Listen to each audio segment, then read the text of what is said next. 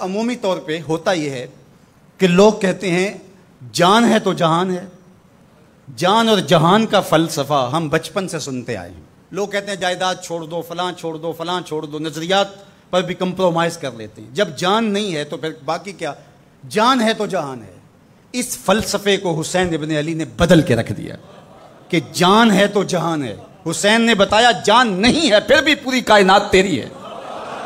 لوگ یہ کہتے ہیں کہ اگر لٹ گئے تو پھر سب کچھ برباد ہوگا. حسین نے یہ فلسفہ دیا لٹ کے ہی تو آباد ہوا جاتا ہے. یزید سب کچھ بچا کے بھی نہ بچ سکا، حسین سب کچھ کٹا کے بھی زندہ و جاوید رہا. یہ فلسفہ دیا سب کچھ کٹ جائے، سر نیزے کی نوک پہ بھی چڑھ جائے، خاندان کی لاشیں بکھری پڑی ہوں اور گھوڑوں کی ٹاپوں تلے روندی جائیں، کفن بھی کھینچ لیے جائیں، خیموں کو بھی آگ لگا دی جائے، لیکن سر شہیداں پھر بھی نیزوں پہ بلند ہی رہے گا، اونچا ہی رہے گا. یہ فلسفہ حسین ابن علی نے دیا. یہ سر جھکنے کے لیے نہیں ہے، یہ سر اوپر بلند ہونے کے لیے. اور میں ایک بات کہا کرتا ہوں، لوگ سر بچانے کے لیے ہاتھ دے دیتے ہیں، ظالم کے ہاتھوں میں ہاتھ دے دیتے ہیں کہ سر بچ جائے. حسین نے ہاتھ بچانے کے لیے سر دے دیا. ہم نے بچپن سے لے کر کے لڑکپن تک اور لڑکپن سے لے کر آج تک حضرت نبی رحمت صلی اللہ علیہ وآلہ وسلم کا یہ فرمان سنا ہے، من رآ منکم منکرا فلیغیرہ بیدہ فإن لم یستطع فبلسانہ فإن لم یستطع فبقلبہ وذلک اضعف الایمان، او کما قال النبی صلی اللہ علیہ وسلم. تم میں سے اگر کوئی برائی کو دیکھے تو وہ ہاتھ سے روکے، ہاتھ سے نہیں روک سکتا تو زبان سے روکے، اور زبان سے بھی نہیں روک سکتا تو کم از کم دل سے برا جانے. اور یہ سب سے کمزور ترین ایمان کا مرتبہ تھا. جو لوگ کہتے ہیں امام حسین کربلا میں کیوں گئے، میں انہیں کہتا ہوں امام حسین حضور کی گود کے پالے ہوئے تھے، کمزور ایمان والے نہیں تھے کہ دل میں ہی کرتے رہتے اور ظلم کو اور جبر کو اور زیادتی کو اور ناانصافی کو ہاتھ اور زبان سے نہ روکتے. حضرت امام حسین کے خطبے دیکھ لیجئے، قدم قدم پہ خطبے دیے.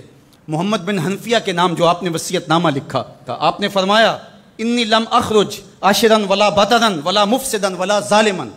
میں سیر سپاٹے کے لیے نہیں جا رہا اور نہ ہی میں اپنی کسی خواہش کی تکمیل کے لیے جا رہا ہوں. میرے اہداف میں، میری خواہشات کے کسی گوشے میں یہ موجود نہیں ہے کہ میں تخت و تاج حاصل کر لوں گا. انما خرجت لطلب الاصلاح فی امت جدی. میں اپنے دادا کی امت کی اصلاح کے لیے جا رہا ہوں. ارید ان آمر بالمعروف وانہا عن المنکر. میں امر بالمعروف اور نہی عن المنکر کے جذبوں سے مالا مال ہو کے میں اس سفر کو اختیار کر رہا ہوں. جب شریعت کا مذاق اڑایا جا رہا ہے، شریعت کی شکل بدلی جا رہی ہے، خلافت کا رشتہ قرآن سے ٹوٹ گیا ہے اور ایک نئی صورت دین کو دی جا رہی ہے، اور جو اس سانچے میں ڈھل کے دین نکلے گا وہ محمد عربی کا دین نہیں ہوگا. جو طائف کے بازاروں سے لے کے مکے کی گلیوں تک، احد سے لے کر غزوہ حنین تک حضور نے خود اور اپنے اصحاب کو تکلیف میں ڈال کے جو دین دیا، جو امت تشکیل دی، یزید اس سارے نظم کو بدل رہا ہے. تو کیا نبی کا نواسا جس کو حضور نے گود میں پالا ہو وہ خاموش ہو کے بیٹھ جائے؟ کہا حسین ایسا نہیں ہونے دے گا، اور اس کی جو بھی قیمت ادا کرنا پڑی حسین وہ قیمت ادا کرے گا. اور پھر اس کی قیمت چھوٹی نہیں تھی جو ادا کرنا پڑی.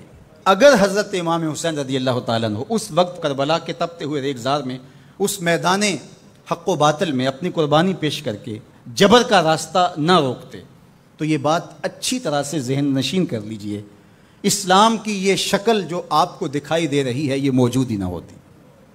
دنیا کے اوپر کتنی تہذیبیں، کتنی ملتیں اور کتنی اقوام، جب ان کے اندر تغیر آیا تو وہ اپنی اصل صورتی چیزیں کھو بیٹھی. دنیا کے اوپر کتنے مذاہب، یہودیت کی شکل دیکھ لیجئے، کیا یہ وہی صورت ہے جو حضرت موسیٰ لے کر آئے؟ عیسائیت کی شکل دیکھ لیجئے، کیا یہ وہی صورت ہے جو حضرت عیسیٰ لے کر کے آئے؟ ابھی کچھ دن ہی نہیں گزرے تھے تو حواریوں کے بعد جو ہوا اور جس طرح سے دین عیسیٰ کا حلیہ بگاڑ کے رکھ دیا گیا، جس طرح موسوی دین کی شکل تبدیل کر کے رکھ دی گئی، تو کیا دین محمدی کی شکل باقی رہ جاتی؟ جب یوں دین کی صورت اور شکل کو بدلنے والے میدان میں آپ موجود ہوئے تھے. لیکن باقی ادیان، باقی تہذیبیں، باقی ملل، باقی قومیں، ان کی شکل اس لیے تبدیل ہو گئی کہ اس شکل کو بچانے والا کوئی حسین وہاں نہیں تھا. اور یہاں اس دین کی اصل صورت اور شکل اس لیے موجود رہی کہ اس دین کو بچانے والا حسین ابن علی موجود تھا. مسٹر گوکھلے نے کہا تھا کہ اگر حسین ابن علی رضی اللہ تعالی عنہ نہ کھڑے ہوتے تو اسلام یا تو مٹ ہی جاتا، اور اگر موجود رہتا تو اس کی وہ شکل نہ ہوتی جو محمد بن عبداللہ لے کر آئے تھے، اس کی شکل وہ ہوتی جو یزید پیش کر کے جاتا۔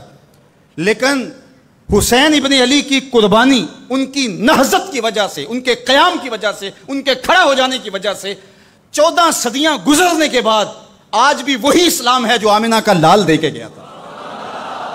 یہ حسین ابن علی کا کام ہے جو حسین نے کیا، اس لیے حضور نے ناز کیا حسین پر، کہا کہ حسین منی و انا من حسین، حسین مجھ سے ہے اور میں حسین سے ہوں۔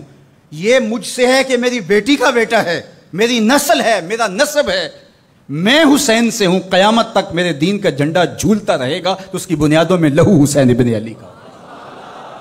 حضرت امام حسین رضی اللہ تعالی عنہ نے ایک بات کہی تھی جب بیعت کا آپ سے مطالبہ کیا گیا، تو آپ نے یہ نہیں کہا کہ میں یزید کی بیعت نہیں کرتا، بلکہ آپ کا جملہ تاریخ ساز ہے، بڑے لوگوں کا کلام بھی بڑا ہوتا ہے اور حکمت کے نور سے بھرا ہوا ہوتا ہے، قیامت تک ایک نسب العین دینا تھا۔ یہ نہیں کہا کہ حسین ابن علی یزید کی بیعت نہیں کرے گا، بلکہ کہا مثلی لا یبایع مثلہ، میرے جیسا اس جیسے کی بیعت کیسے کر سکتا ہے؟ تو یہ قیامت تک کے لیے لاہ عمل دے دیا کہ جو حسین کے نقشے قدم چلنے والا ہوگا وہ وقت کے یزید کے ہاتھ میں ہاتھ نہیں دے سکتا، چاہے گردن کٹ جائے، بازو کٹ جائے، خاندان لٹ جائے۔ یہ حسین ابن علی کا پیغام ہے۔